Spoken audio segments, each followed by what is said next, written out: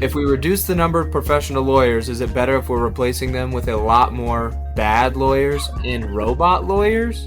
I don't think so.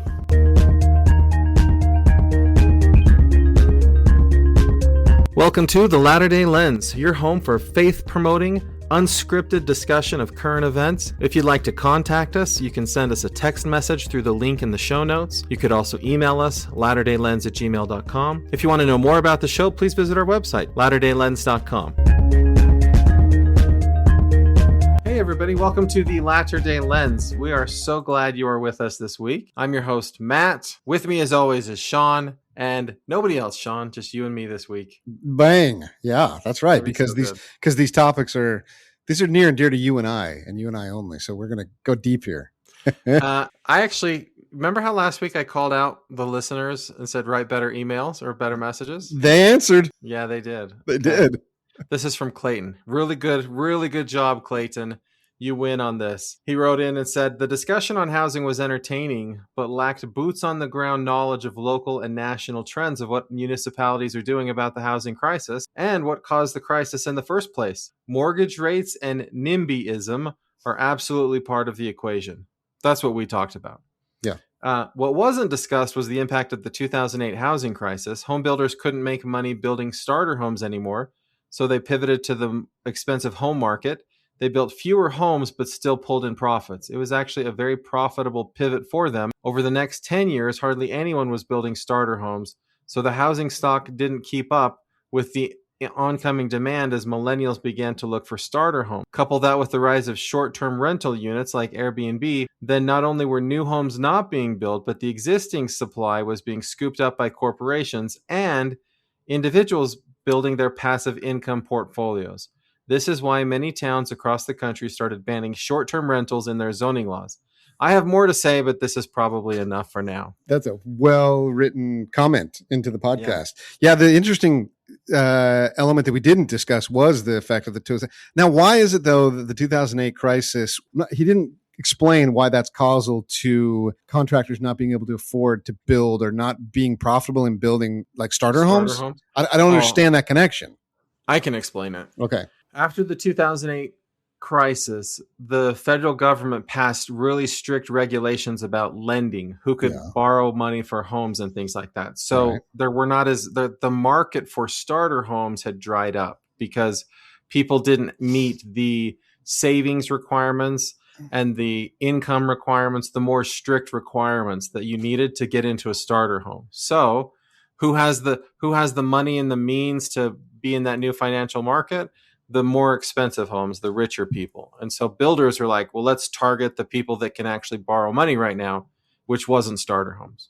Wow, good explanation. But also what happened is as housing prices crashed, then like this would be my uncle. Actually, two of my uncles did this. They had retirement money and they're like, oh, look, condos in St. George are dirt cheap. Let's buy ourselves a condo in St. George. And so a lot of people bought second homes. A lot of the boomers bought second homes. The have and have nots. So the haves said, oh, look, cheap real estate. Now that everyone's like defaulting, let's buy it all up. And the have nots were like, well, shoot, that adjustable rate mortgage was nice until it adjusted. Now I can't afford it. And now they're not offering adjustable rate mortgages without any requirements for me to prove my income or now I can't get a home. And now, so that kind of separated the class. Okay. That makes sense.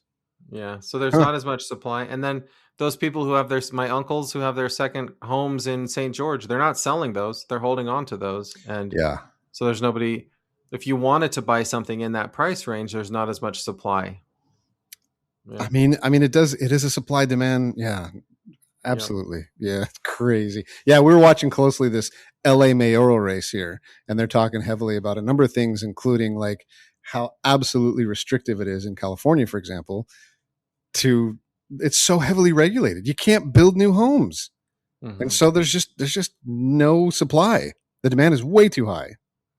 Thanks, Democrats. That's right. The Democrats did that. The Democrats said you can't buy houses. No, they overregulated, so you can't get a house. I love how Shawn says like man-made parties, la la la la la, and then he blames the Democrats for the housing crisis. We're a little sensitive in California because it's all Democrat run, and so it's easy to just blame them for everything. I don't Sorry, know Levi.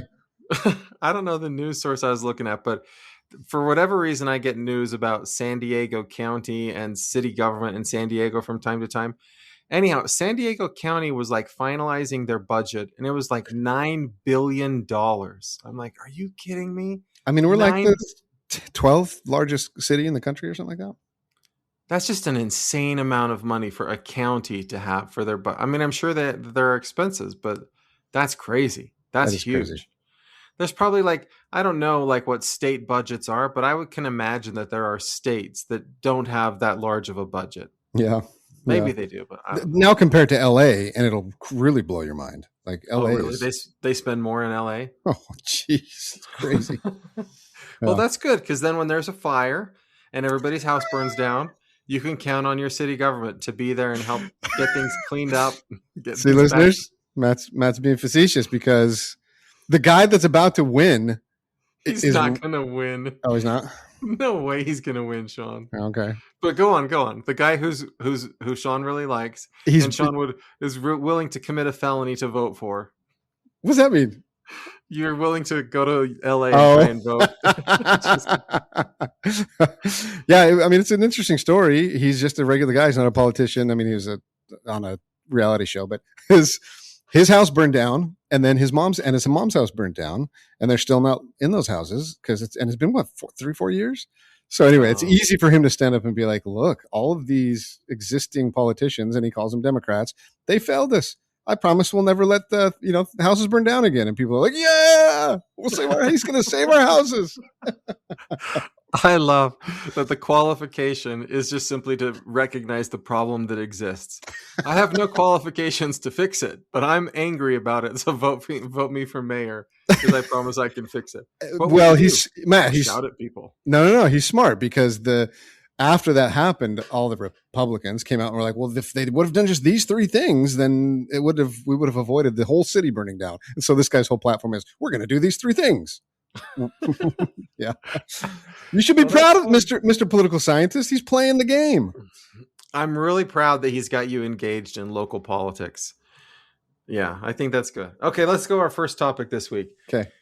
Eagle Ridge Academy, a public charter school near Minneapolis, Minnesota, uses a classical education model that emphasizes great books, moral values, and respectful behavior. Students engage in thoughtful discussions, listen carefully to one another, and demonstrate respect during class. The school teaches virtues like citizenship, integrity, perseverance, honor, excellence, and respect, while also maintaining clear expectations through uniforms and structured behavior. Teaching virtue in schools can be controversial because some people worry it may limit individual freedom, but supporters believe schools should help students develop strong moral character, especially in a society that often feels divided and disrespectful. The idea of teaching virtue has deep roots in American education, as early leaders believed democracy depended on citizens with good character. So here's a question, Shawn. What subjects should public schools focus on today? What is important enough that taxpayers should be happy to make sure that future generations learn these things in school? Okay, I know you accuse me of like hijacking or changing the subjects and not answering the questions, but I don't know how to answer this question. You started the whole thing in like a method of how to teach something. And then you jumped to, let's talk about the subjects that get taught. But I don't know how to separate how you teach something versus the subjects. Like I have a wider, like, okay, I'm okay with many different subjects if they're taught in the right way. Okay. Well, you can focus on what it is, Shawn, that education should do. You can tell me. Okay, because what education do? Because I know you'll have good, interesting answers on what topics should be taught. I'm honestly open to a really wide range of topics if they're taught in the right way. So, for example, we've got a similar charter school here in California, and super hands-on, and everyone's just loving it, and everyone's like, this is so great, my kids are learning and they're actually doing things. And then they all graduate and they get into college and they're all failing because this charter school did not prepare them for the system that is the established system of throughout high school and college, which is I've got a teacher, I've got a syllabus, learn the syllabus and the teacher, learn how to get a grade, pass a test. There you go. And it's less Oh, about learning something or walking away being able to do something, and it's more about just solve the system. Learn what the teacher wants and solve the system. well, I feel like these charter schools are actually doing more of just teaching students the system, because I get these students that come to college and they want me to just hold their hand and walk them through everything that we do. That's right. That's what these guys expected in this charter school, because they're like, well, wait a minute, all these professors aren't giving me any time. How do I learn from, if I've signed up to learn something from someone, then I want to learn from them. I don't want to just be lectured at and then go have to do my own studying. Like, I agree with you. That was the reason they're failing, is because these professors weren't giving them any time. Whereas the high school hands-on approach was they get all the time in the world. Yeah. Well, that's not helpful, right? Why? Learning is something that a person chooses to do on their own. Learning is an individual process, and you have a professor that helps guide you through the learning process. But you learn by, it's going to shock you, Shawn, by reading, and then by trying to express in words the things that you've read, and having somebody say to you, try to defend that more, try to explain that better, try to communicate that better. You say, Matt, you say it as if all teachers do it. You do that. You're a genius at that. You do it naturally. I bet you're the 2%. I don't know. I feel like a lot. I mean, I'm not going to say all of my colleagues are good at teaching. I think that they try to be, and people have different learning styles. But here's what I'll say. This is my example of, so my students had to write, let's just say a big research paper. And I said to them, this paper is due on Monday. I'm going to give you feedback on Monday. And then you're going to make some edits and some changes, and you're going to hand it in on Saturday as your final exam. And so I had some students on Monday handed basically nothing in. And then I gave them some feedback, a ton of feedback, saying, you've handed nothing in. These are the things you need to do for this assignment. And then students would email me back and say, I've created another outline. Here's my idea of what I want to do. Can you give me some more feedback on that outline? And I'm like, I wrote like this mean message back to them where I was like, what are you talking about? You had an assignment to do. You handed in nothing at all, except for some vague ideas. I gave you way more feedback than you deserve based on what you gave to me. And now you're asking me for more feedback before you've even created anything. Go create something, and then I can give you feedback on the something you create. Okay, I've got it, Matt. Based on what you just said, now I'm going to answer the question exactly the way you've asked it. So the scriptures, Latter-day Lens, the scriptures teach us that we should hunger and thirst after righteousness. Well, I think a part of that should be knowledge, hunger and thirst after knowledge, and have that desire. I think, I'm going to answer your question, what topic should be taught? You know, I think the very first topic in every grade school should be autodidactism 101. Do you know what autodidactism is? Do you know what autodidact is? Okay. No. Okay, here's what an autodidact is. An autodidact is someone who does not want or require a teacher or a system or a program. An autodidact is someone who thirsts and hunger after their own education. And so they are so motivated, they will go learn themselves. They'll go hands-on, they'll go build a car, and then they know, I guess nowadays they'll go on YouTube and just hear 30 different voices and then take what they want. They'll go to the streets, they'll learn. I think the topic that should be taught is autodidactism. They should be able to teach people how to learn themselves. They don't teach us how to learn in high school. Well, I agree with that. Well, could I call it curiosity? Is it more than curiosity? You will call it autodidactism, or you will call it nothing. Okay, but also people need to learn like basic writing skills, communication skills, right? And maybe some basic math skills. But I think yes, of course. But if I would have had a teacher who taught me the love of how to, like, I never once had someone sit down with me and say, "Hey, we're gonna write something." But Shawn, all I want, like, it's not graded on a structure. It's not graded on how long it is and how many words are in it, or if it makes a logical argument. I just want to hear your voice. I'm just going to teach you how to write in your own voice. I'm going to teach you how to, like, expressively be you. Mm-hmm. That never happened. And I never had the, like, passion or desire to do that until I was older. But I wish I had teachers who were like, all we're going to talk about this class is, how do you find that curiosity and that deep desire and knowledge on how to learn yourself? Because then I would have started writing.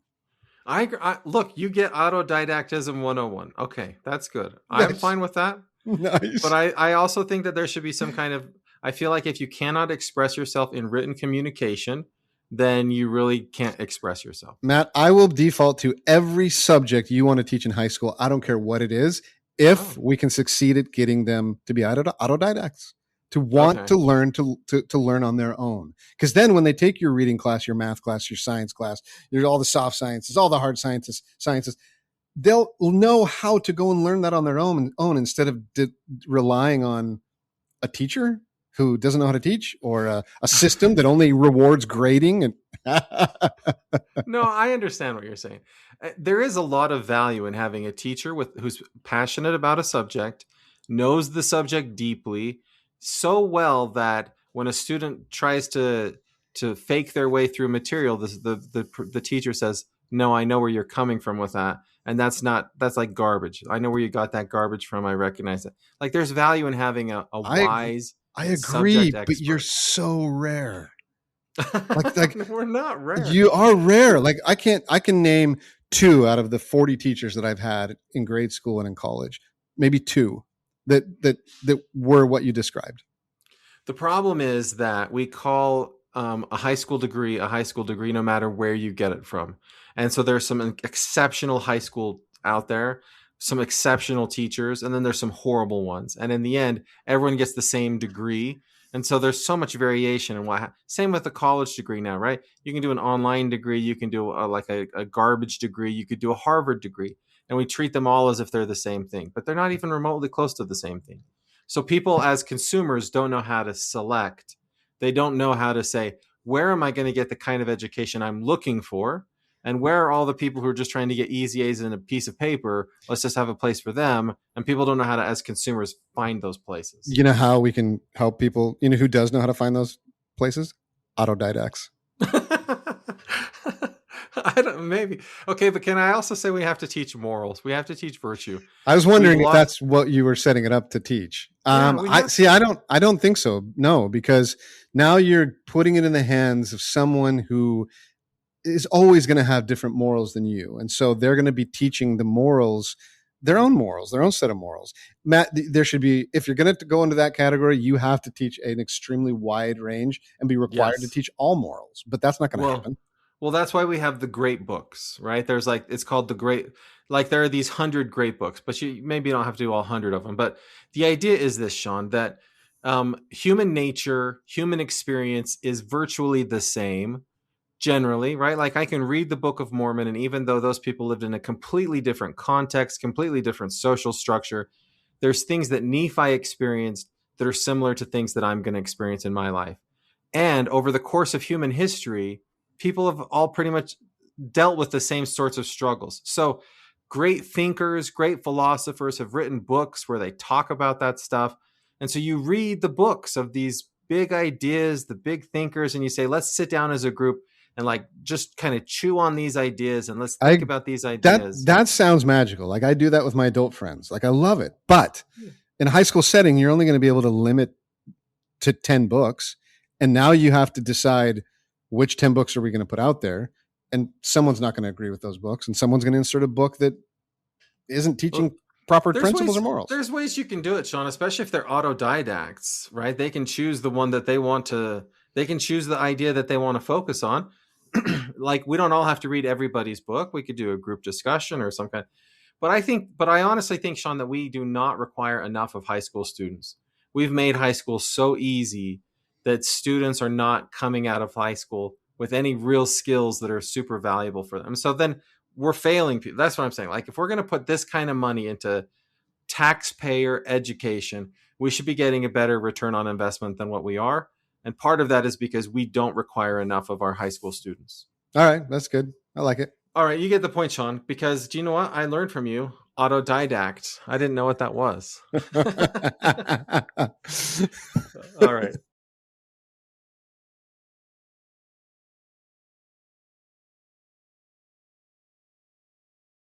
Porter decided to jump on with us. So we're excited to have Porter with us today. Yes, sir. As we started on this second topic. Welcome, Porter. Thank you. All right. So here's the second topic. Senator Patty Murray strongly criticized the Department of Justice during a Senate hearing, arguing that a new $1.8 billion fund created under the Trump administration could allow taxpayer money to benefit the president's allies. She called the fund a slush fund and accused the administration of using government resources for political purposes. While Acting Attorney General Todd Blanche denied the accusation and said the fund was legal and similar to previous programs, Murray also criticized the Department of Justice's handling of the release of the Epstein files, saying the department exposed victims' private information, including names and photos, while protecting alleged abusers. She repeatedly pressed Todd Blanche to apologize directly to the victims and meet with them personally. Blanche acknowledged that mistakes were made, said the department tried to correct them quickly, and agreed to meet with victims if contacted through their lawyers. So here's the question. Of these two groups, which is more entitled to taxpayer reimbursement? The victims of the Biden Justice Department or the Epstein victims whose personal information was released by the Department of Justice earlier this year? Anybody who thinks that they've been wronged by the government has the wonderful American right to file their own individual lawsuit. And if it's found that they were wronged by the government, to get just compensation for it. You don't think there should be a separate fund set up that the Trump administration gets to just decide who gets the money and who doesn't get the money? I think that might be the single most corrupt thing I've ever heard in my entire life. Well, the question is, Acting Attorney General Todd Blanche correct in saying that this has been done plenty of times and is also legal? Is that correct or not? No. There's a sort of a similar background to this. Got kind of a little bit popular during the Obama administration. They would call it the sue and settle technique, where a lot of the time it was like environmental organizations or things would sue the government, and the government, which was very friendly to them, would just settle out of court and give them compensation. There's never been a situation where the president sued himself. Or his own Treasury Department. Yeah. And then settled to have $2 billion that he can give to whoever he wants. And nobody... Never has anything even remotely like this happened. Also, as part of the settlement, is the Department of Treasury agreed that the Trump family can never be audited ever again for their taxes. That's also part of the settlement. So obviously, so this is a no-brainer that obviously this is corrupted self-interest. Of course, so your question, who deserves the taxpayer reimbursement more? Clearly, the Epstein victims whose personal information was released by the DOJ. Of course, that's the answer. Would you be in favor of a $1.8 billion fund to reimburse victims of the Epstein release? I mean, Porter, you said it right. There's a process for that, right? They need to sue. They need to sue, and then judges and juries will help mediate what the proper compensation should be. Do you remember when we were talking about whether or not the Epstein files should be released, and I said no, don't release them because there's victims out there, and you guys said no, they're going to protect the victims, and we see now they didn't protect the victims. That's because I thought, how could I be so stupid to think? I thought it's so easy. I could do that. You just run a little thing that their names. You run a little thing, put a black box over every name. But no, good that's point. beyond the capability of the United States government to do that. They did redact the names of all of the people who were being accused.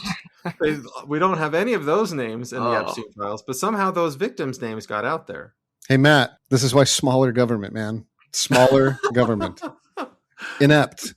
If you had smaller government, you would have no Epstein files because nobody would have ever investigated him because small government doesn't have the capacity to go after billionaires. So the names, so those names. Neither does large government, apparently.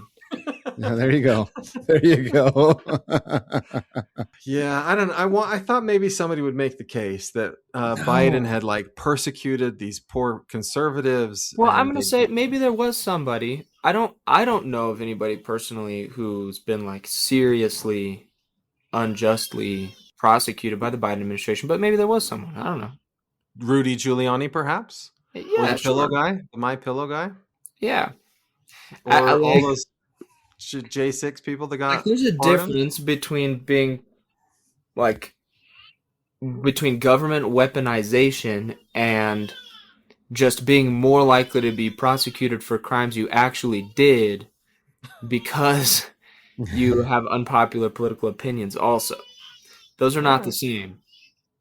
But maybe there are some people who legitimately the government was weaponized against them. I know there have been some in this administration, and I wonder if they were very adamant that anybody who feels the government was weaponized against them can apply. Is some of this money going to James Comey? Yeah. Letitia James? Letitia Brown? The Fed It's Letitia James. Yeah, you got her name right. Yeah. Or E. Jean Carroll. They just announced that they're investigating her. Yeah. Do they get some of this money? Wow. Well, it's up to the Trump administration. It's up to that board, the impartial board that they're going to appoint. That's crazy, man. Well, we all agreed on that. That's good to hear. We definitely agree. Okay, here's the next question. A recent study found that older adults who vote may live longer than those who do not vote. Researchers analyzed data from thousands of people over many years and found that voters had a 45% lower risk of dying within 5 years compared with non-voters, even after considering factors such as income, health, and other forms of community involvement. The study does not prove that voting itself causes people to live longer, but it does suggest that voting may reflect a stronger sense of purpose, community connection, and belief that one's actions matter. Researchers found that the results were similar regardless of political party or whether people voted in person or remotely. Experts believe that that feeling connected to a community and participating in civic life can improve well-being and may contribute to better health and a longer life. The first presidency has encouraged us to vote. So here's the question. Is voting in elections the right thing to do? How are you going to answer? Matt, this is going to be a test of your humility. And this is going to be a test of your humility. No. Yeah, because you've always said no. Wait. You've always said yes, just not for president, right? Depending on certain states. Wait, you say no in general? I think voting in local elections is the right thing to do. Okay, I would say that. Voting in local elections is the right thing to do. Because it would make me live longer. Yeah, you don't believe in your poll, in your survey poll? 100%. We'll ask Porter. Porter knows a little bit about statistics. No, you answer the dang question, Matt. Do you or do you not believe in this poll study that says that you will live longer if you vote? Do you agree? I do not believe that is. They've identified a causal relationship between voting and living longer. I don't think that's true. Thank you for being a critic and a skeptic of the higher education world. Thank you. That makes me feel so good, dude. I think they did the study the right way. I think that there perhaps is an association. There might be something there, but I don't think that they have the data sufficient to say that there's a causal relationship there. Okay. Yeah. It's not, but maybe people live longer when they vote because it's just the right thing to do. And people who do the right things have a happier life. Matt, this goes to our first subject. Let's just test Porter. Porter, real quick. Do you know what an autodidact is? No. No? Matt, tell him what an autodidact is. An autodidact, I learned today, is a person who knows how to teach themselves things. Okay. Yeah. Instead of relying on a teacher or a system or a grade or anything Porter's an autodidact for sure. Porter's so definitely an autodidact. Good. No? Oh, maybe. Well, I would say I'm one who seeks out being taught by others a lot. Oh, not a pure autodidact. No. But I would say, Matt, that applies to this. If nothing else, to love the diligent study that voting might require. Like I enjoy with my wife sitting down when the local elections come and we talk about each one and we dive in and we do our studying and we like that autodidact approach, that approach of becoming knowledgeable. It makes us more well-rounded, right? It makes us more interesting. It makes us a better citizen. So if voting, close your eyes and just tick a box that your party says to vote for, absolutely not. But if you actually will be an autodidact and go and research and study and know what you're voting for, that's good for us. That's good for society. Then I become a more well-rounded citizen. Well, I'll say this, Shawn, because I don't believe in voting. I think voting is not good generally. But about a week ago, it was primary election day, and I was driving my wife to vote, and I was like, you know what? I think I'll just go in and vote too. And I knew that I didn't want to vote for the incumbents in the Republican Party. And I brought my phone in to do some research, and I was like, this is too much. Like, I don't know who any of these people are, but there was a guy whose name was Giles, and I was like, Giles, that sounds like Miles. I'm going to vote for that guy. Okay, shame on you. Shame. And there was a question about, should we raise taxes to build a new police station? And I was like, well, if it passes, then I've seen all of these really clever things on social media from the police department about why they need a police station.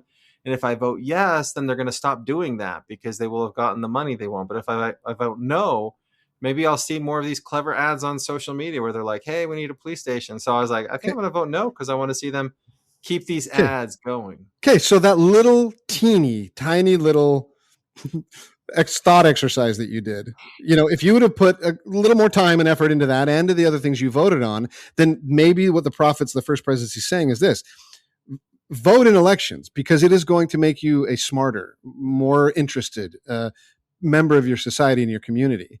That would have done that more if you would have done that. So maybe the act of voting isn't the right thing, but maybe the process behind a vote is the thing that makes it a good part of our society. I mean, I generally understand that your vote in most situations, especially a national election, doesn't do anything. But the prophet and the apostles have been very clear that you should vote. So I feel like now, like when COVID happened and President Nelson said you should get vaccinated, I had already been in favor of getting vaccinated, and I was like, ooh, all these people who think vaccines are pointless must be really silly right about now, and they just got to go do it anyway because the prophet said so. I feel like I'm on the other side of that now.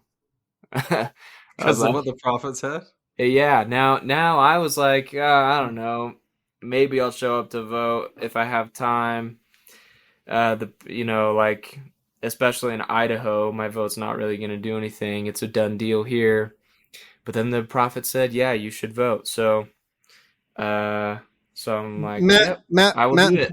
Matt and Porter, I hear you guys all the time echo what the prophets say in politics about, we want you to be involved, be better citizens, go get involved. Although you believe that the vote itself counts for nothing, I'm going to stick with my spiel here, Matt, and try and convince you. What do the scriptures teach us about learning religious wisdom?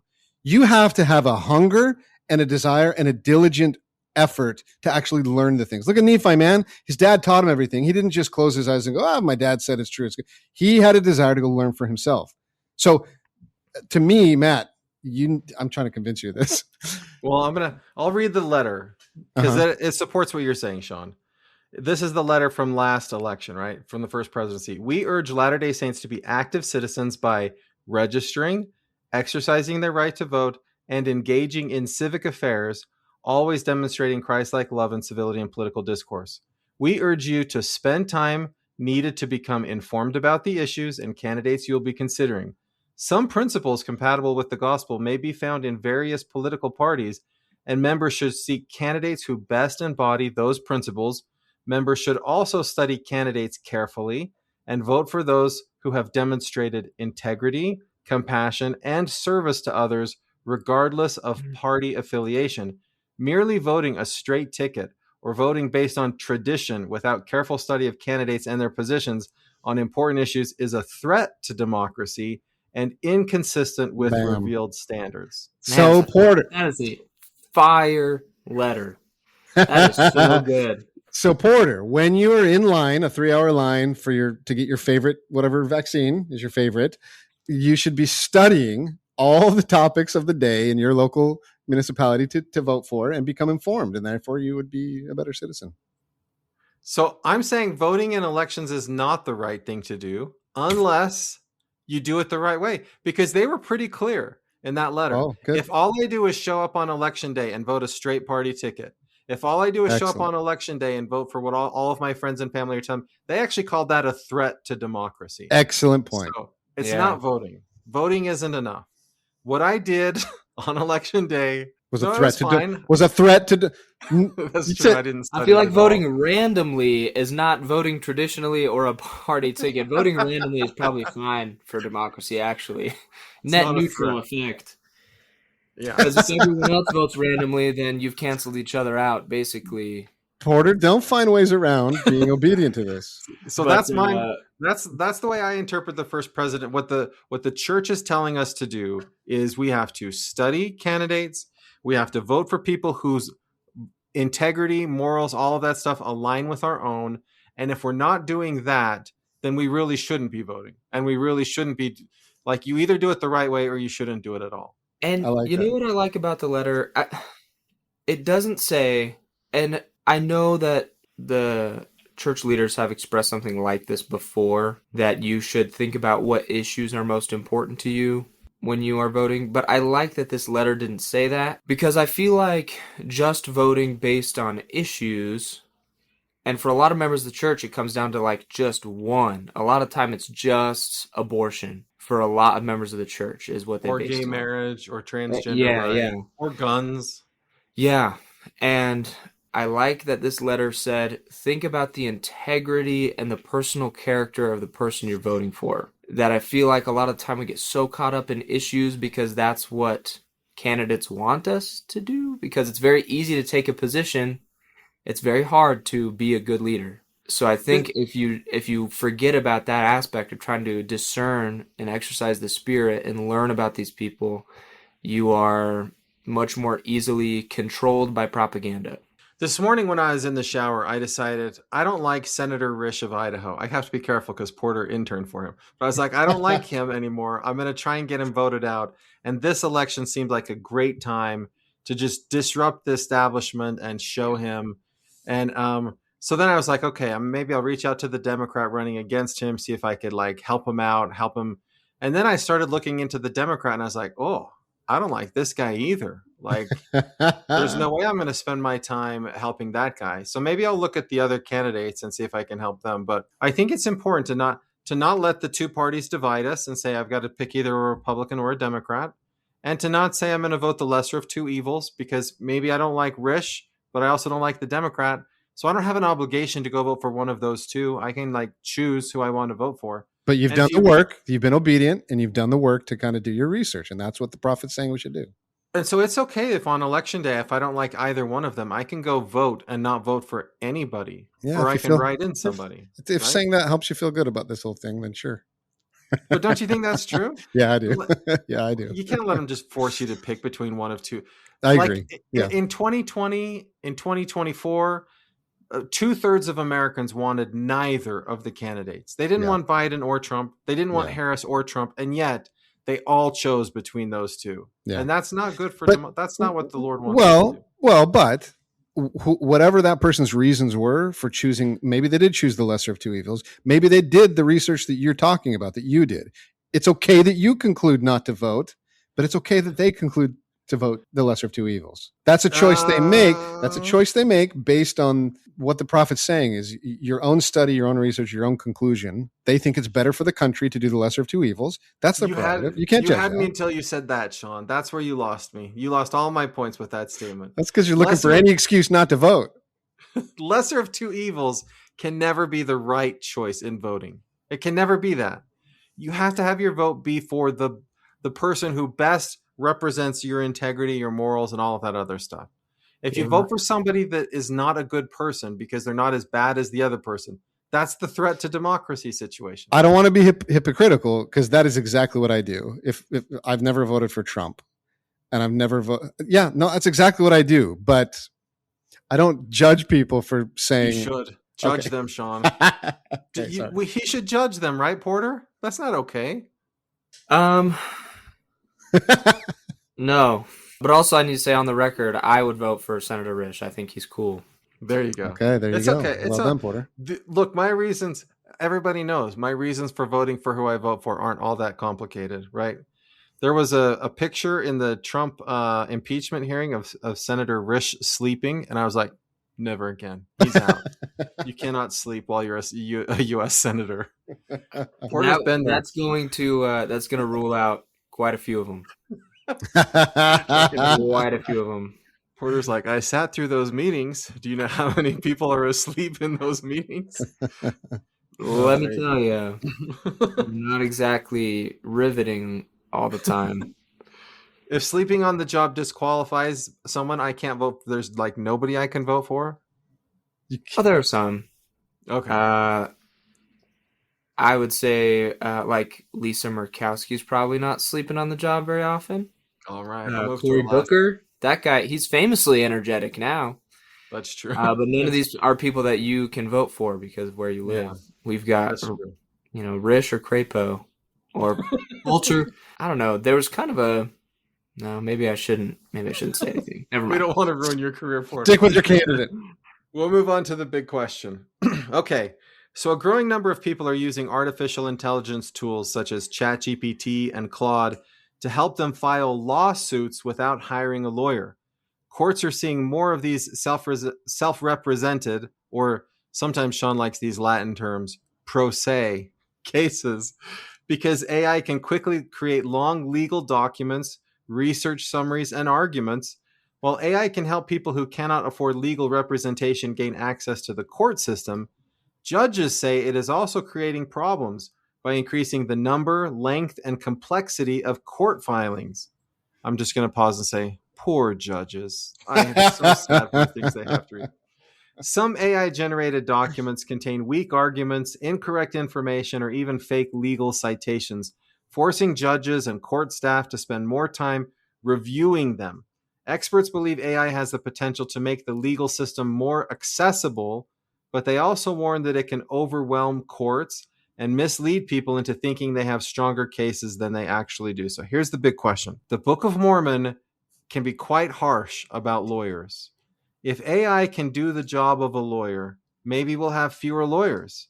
Is artificial intelligence something sent by God to help rid the world of an excess of lawyers? That's such a Matt Miles question. Well, so in state conference today, the visiting general authority, his name's Elder Bragg, he said that he sees divine, AI is like this divinely inspired tool to help with family history research. And he was very passionate in his idea that like God has sent us AI at this time and place to help us with this family history stuff. And I just can't help but think maybe it's also just to get rid of lawyers. Matt, how many lawyers are currently in the First Presidency and the Quorum of the 12 Apostles? Well, probably none, because they had to quit their jobs in order to do something really? valuable. That's no answer, dude. Which ones were? Made their careers lawyers. Let's see. President Oaks, President Christofferson, Cook. Let's see. Who else is left in the 12 that was a lawyer? I think that's all. Oaks, Christofferson. Is Cook I think Cook is a lawyer. Oh, yeah, Cook. Cook's a lawyer, yeah. Well, I've got an answer for you, Matt. You ready? Okay. Yeah. So wasn't the Sixth Amendment added to the Constitution because the idea was that the intricacies of the law are too complicated for the average citizen. And so it kind of guarantees the right to a specialist, a lawyer, someone who knows the law to help protect them because it's so complicated. Isn't that the whole point of that Sixth Amendment?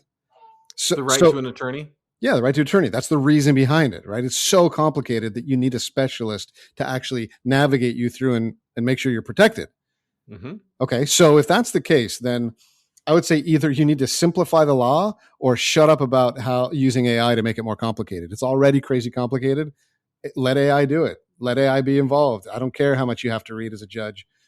If the law is so complicated that you require a staff of 50 people and one needs a lawyer, if it's that complicated, then yeah, use the tools at our disposal. Absolutely. So shut up and let AI happen. And the best lawyers never represent themselves, right? Even a great lawyer hires a lawyer to represent them in court. They never do it themselves. Mm. Which if AI is encouraging everybody to just become a lawyer, then is it better if we reduce the number of professional lawyers, is it better if we're replacing them with a lot more bad lawyers and robot lawyers? I don't think so.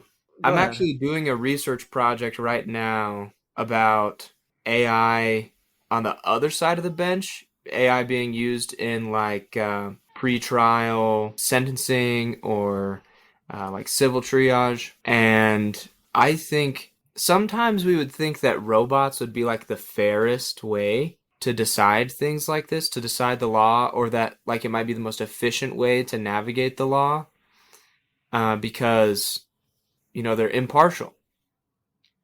They're impartial, right? It's just a machine. It doesn't have biases. But what we found is that, yes, they do have biases because these machines are based on the data from the world, and the world has biases. And they're also not impartial or faceless because they're made by giant corporations. Do we really want, like, Google and like Grok, Meta, yeah, do we want Mark Zuckerberg and Elon Musk Sam Altman seems like a good guy. Okay, hang on. injected into our legal system at this scale? Do we think that's Now- going to make it more fair and accessible? Now, hold on. I don't think anyone would argue that you replace the humans and put accountability onto the AI. I don't think that's what the argument would be. Like if your example, Matt, was a big long argument is submitted and it's full of like a few mistakes, bad citations. Well, then it should be a proper thing in the law for that judge to have to spend 10 hours to go through that and to find that there are 3 bad citations. Then that's a consequence that person, like if you submitted some bad citations, there's a consequence to that. So the human should be accountable for what they submit. Yeah, so you can't blame. We're not saying Elon Musk made Grok and therefore, look, he made the Grok made the argument for me. Blame Elon Musk. No, the human is accountable for using it. And those citations, sure, the judge, spend your time studying it. I need to be accountable for the citations. I can't blame Grok. Well, so there's so many times on this podcast where I say, here's an injustice, and Shawn will say this, well, then sue them. Well, then take them to court. And I say, most people can't do that. Like there aren't a whole bunch of lawyers out there saying, please let me work for you for free. And so I think personally, you're talking about like a civil case? Yeah, a civil case. Yeah. Or like let's say that the police like do something that I don't think they should be doing to me, right? Yeah. And so I want to get evidence thrown out in a court case or something like you don't always have great legal representation when you're getting a public defender or something like that, right? So I think that I personally believe that this is a gift from God to make it so that the world has this opportunity that you don't need the lawyers anymore, that you can do whatever the lawyers did without them and just file those lawsuits. Trump files more lawsuits than anyone the world has ever known. I should be able to do the same thing. And now I can with AI. And maybe there'll be good briefs and maybe there'll be bad briefs, but at least AI is fighting for my rights, or I can use it to fight for my rights. Here's the problem. I think this would be awesome if it wasn't for something that you're missing, Shawn, which is that if every Joe Schmo that thinks that they've had some injustice done to them that really hasn't, but now they can just ask AI, and AI is going to say, oh, yeah, for sure. And here's a legal brief with a bunch of fake stuff saying, yes, something did illegal happen to you, that the volume of cases that's going to come into courts now is going to force courts to also use AI to keep up with the quantity. Or they could hire more judges, or we could increase the size of the Supreme Court. We could increase the size of all of the, I agree that's a problem, Porter, but it is the reality we live in, right? There's got to be I don't want a robot in the private sector of our most human branch of government. I want to be an immigration lawyer at the border with Mexico with an AI bot just on my phone, and I say, give me your name, give me your date of birth. We're going to file a legal brief to get you in the country and give you asylum for now. And then I want the bot to like all of the ICE people when they're chasing people saying, get these people out of the country and deport them. I want them to be able to just have a little phone, just open their app, and they file the legal brief as the police are taking them to the detention center. They've already filed their legal brief that says, let me out of this detention center. I want it to be just as fast for their legal brief as it is for them to get arrested. Porter, you got to like that. No? There are already not enough immigration judges to handle the amount of cases. Also, I don't see how it's going to help in that situation. They give asylum to nobody now, unless you're from South Africa. Well, just similar kinds of things, right? I want somebody walks on my sidewalk and I say, please get off my sidewalk. And they give me the finger. I want to be like immediately, you're served. Like, here's my legal brief. Oh, man. I'll see you in court. I think that it would be good for Americans to be able to, if everyone could exercise their legal rights to the same degree that Donald Trump can, it would be good for everybody in the United States. And will there be tons of fallout from that and tons of problems? Of course. But I agree, man. Give the legal access to the masses. if it continues down the path we're on, here's what I'm doing as a judge. I'm appointing one like intern, and their only job is every single thing that comes in, they put it through like the Turnitin AI checker. If it's more than 5% AI, I throw out the case. You do not get to come in. Oh, that's horrible. Then no, but then AI is no good for anybody. The That's right. lawyers, by the way, are all you. Exactly. I have AI a will be no good for anybody. They can come in. We can. Porter, we're the two old guys supposed to be taking that stance. You're the young guys supposed to be embracing AI. It's What's because going I've on? been talking to mid-lear too much. He's got you afraid. I have a friend who's a lawyer. He spends most of his career is suing casinos in Las Vegas for things that they've done wrong. He's made a really pretty penny, like suing casinos with like accidents and things like that. He told me almost all of his legal briefs now are AI. So it's like once you get your template down, once you know what you need to do, why reinvent the wheel? Just keep using it. Just use AI to change a few things here and there. If you're going to kick them out because they're using AI, then that will just stop the legal profession. I'm gonna That's also say inefficient. I'm not gonna say there's no use for AI in the law.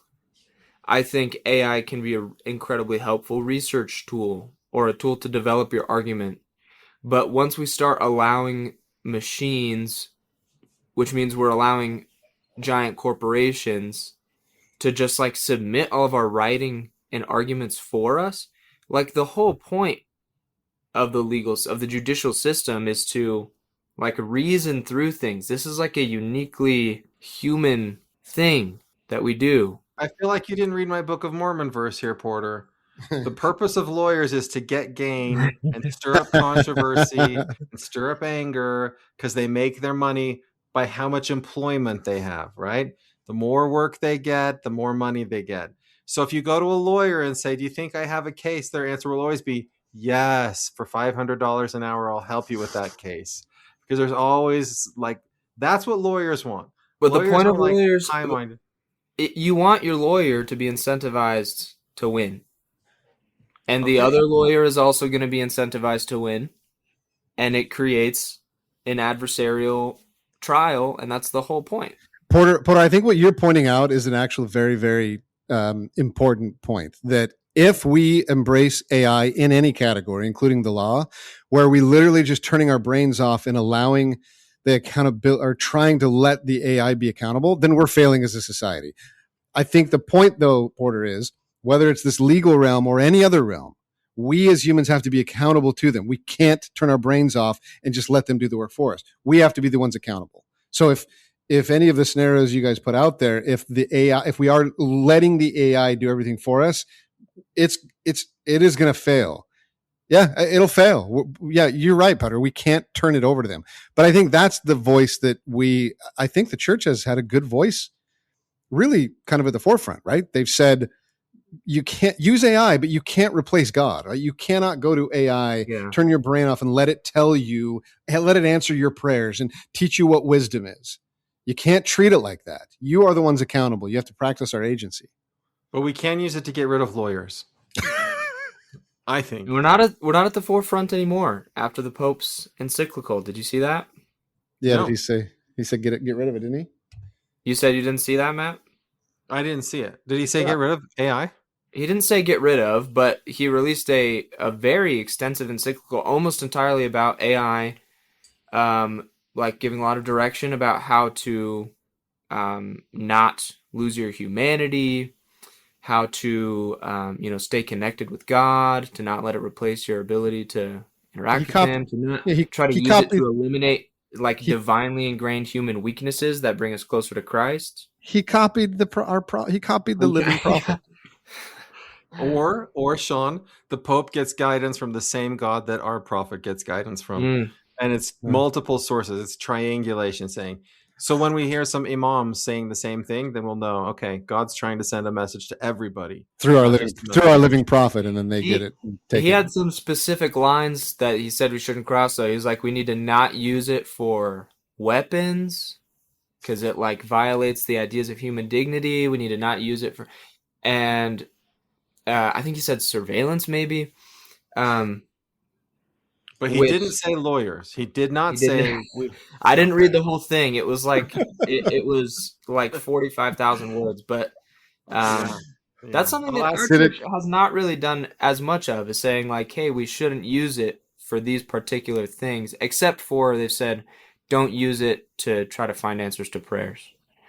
Mm-hmm. Yeah, which again is our prophet's message.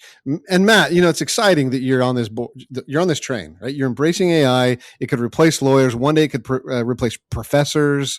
One day you're on this train, yeah? I would love to see AI try to do my job. I'm happy to compete. Said no lawyer ever. Like, I'm like Paul Bunyan against the train, and like putting in. I'll beat that AI. I'll show everybody.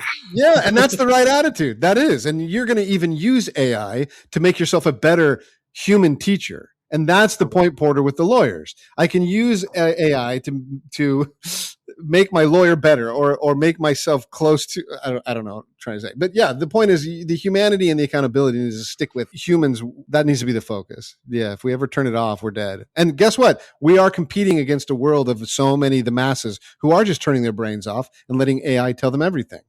Yeah, I look at my kids and go, hey, you're competing against those guys. You're going to be okay. I agree. All right. That's awesome. Hey, guys, thanks so much for joining me this week. And listeners, thank you. Thanks for listening. Good job writing good messages. Keep it up. We'll talk to you again next week. It's always sad to say goodbye, but we hope you'll join us again next week. New episodes drop each Wednesday. In the meantime, subscribe to the podcast, give us a like, and visit our website for past episodes. You can comment on the show at realmormonism@gmail.com. Thank you for making us one of the most listened to podcasts. We love our listeners.